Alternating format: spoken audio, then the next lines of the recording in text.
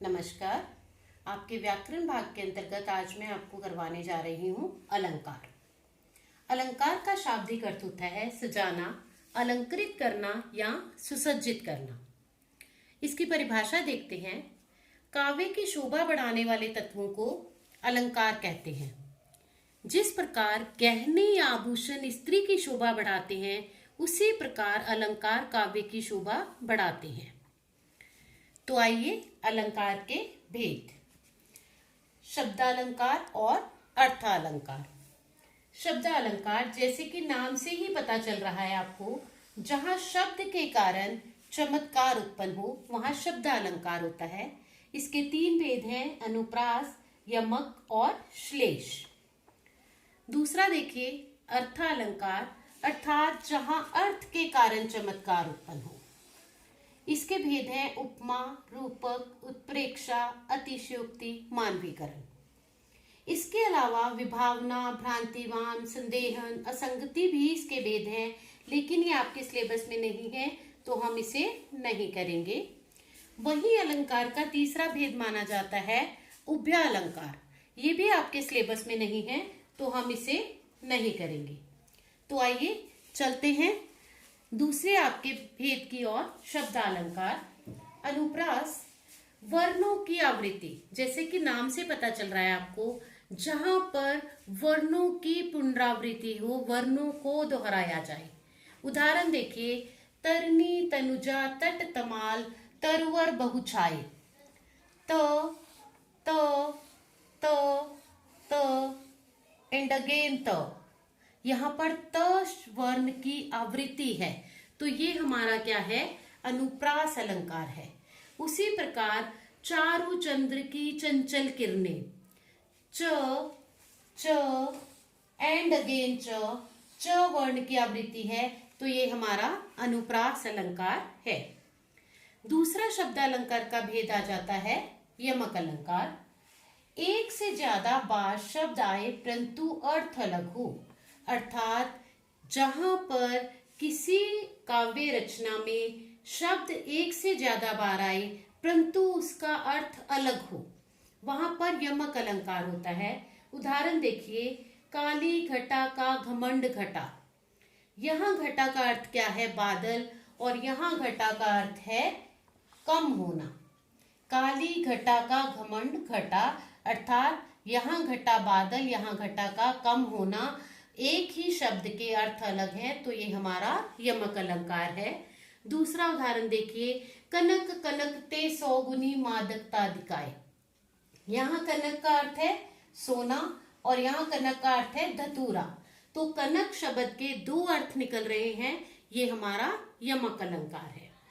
चलिए तीसरे भेद की ओर। तीसरा भेद है श्लेष अलंकार, जिसका अर्थ है चिपका हुआ, अर्थात एक ही शब्द के अनेक अर्थ प्रकट होते हैं। उदाहरण देखिए, पानी गए ना उबरे मोती मानुष चून। पानी शब्द है, मोती, मानुष और चून में इस पानी के विभिन्न अर्थ प्रकट हो रहे हैं। जैसे मोती के लिए है चमक, मानुष के लिए है इज्जत, और चून अर्थात आटे के लिए है जल। वहीं पे दूसरा उदाहरण देखिए, तीन बेर खाती है वह तीन बेर खाती है। बेर का अर्थ समय और बेर का अर्थ फल। ये हमारा श्लेष अलंकार है। दूसरे भेद पे आते हैं अर्थालंकार, जिसका पहला है उपमा। उप का अर्थ है समीप लाना और मा का अर्थ है मापन, अर्थात जहां समानता दर्शाई जाए, सम, समान, सा, सी, से, जहां पर ये शब्द दिखे आपको वहां पर उपमा अलंकार होता है। उदाहरण देखिए, मोम सा तन घुल चुका। यहाँ पर सा, दीप सा मन जल चुका, यहाँ पर सा, अर्थात जहां पर सा आ रहा है वहां उपमा अलंकार है कि जो शरीर है वो मोम जैसा घुल चुका है और जो मन है वो दीप के जैसे जल चुका है। आइए इसके दूसरे भेद की ओर। दूसरा अर्थालंकार का भेद है रूपक, जहां अभिन्नता दिखाई जाए। यहाँ पर छोटा सा इसकी निशानी है कि जहां पर योजक चिन्ह का प्रयोग होता है वहां आपका रूपक अलंकार होता है। उदाहरण देखिए, उदित उदय गिरि मंच पर रघुवर बाल पतंग।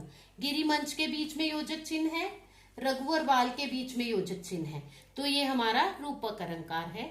चरण कमल बंधु हरिराई, तो यहाँ पर भी हमारा क्या है, रूपक अलंकार है, चरण रूपी कमल, तो ये हमारा रूपक अलंकार हुआ।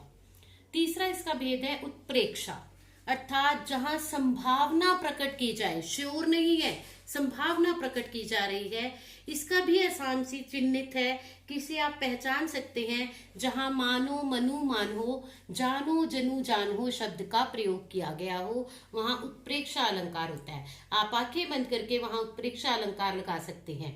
उदाहरण देखिए, सो तुम जानहु अंतर्यामी, जानू शब्द का प्रयोग है, तो ये ऑटोमेटिकली उत्प्रेक्षा अलंकार हुआ।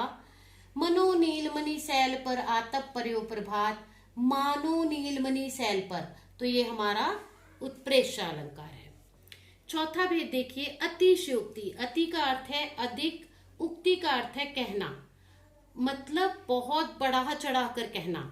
उक्ति या वस्तु के बारे में बढ़ा चढ़ाकर जहां कहा जाए वहां अतिशयोक्ति अलंकार होता है।